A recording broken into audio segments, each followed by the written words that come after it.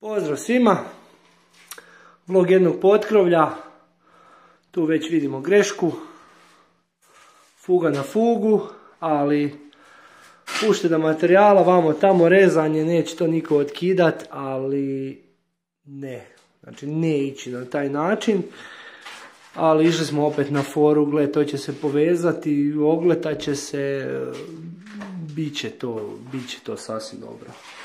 Ova soba je dobila svoje neko obilježje, znači to je ta nekakva velika spavaća soba.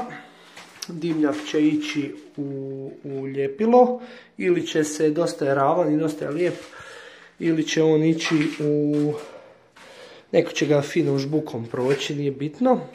Tu se vide jel gdje će doći prekidači.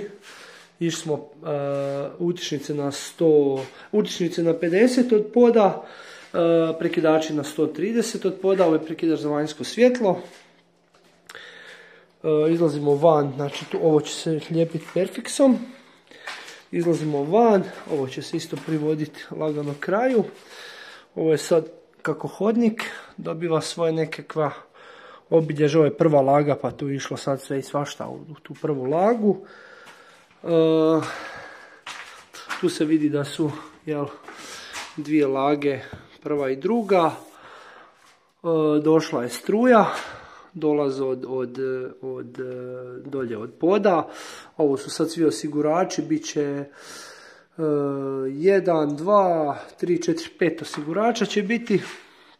Svaka soba, dobrova soba, i kad sam snimao prošli je bilo je bila gotova, samo sad je ona potpuno gotova, sad je druga laga. Druga laga je prošla. Ova je soba u biti spremna za gletanje i ispala je ok.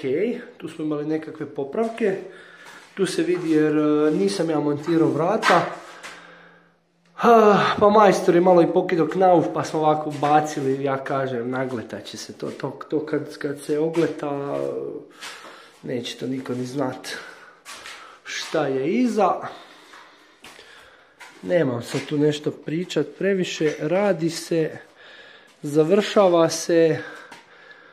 Tu se, znači, u sredini je profil od 5 cm, tu su dvije ploče, tu su dvije ploče, samo što sam ja išao cik-cak da jedna preklapa drugu, vamo tamo, svejedno tu će ići kant šina, pa će se to ogletat, pa će to biti baš dobro. Eto, malo sam umoran, malo sam i kao i bolestan, ali ide to. Da, evo tu je samo da snimim kutija za klimu. Jer to, kako sam rekao, tu smo napravili kutiju, samo sad je to fino zatvoreno i to kad se pogleda, to će biti baš dobro. Ovo je svjetlo koje je postavljeno, ajmo reći tu na ćošak, na rub, ili ne znam kako da objasnim, tako da svjetlo zbaca i tu i da ima dovoljno baš svjetlosti u hodnik. Pa, eto, toliko sad o tome.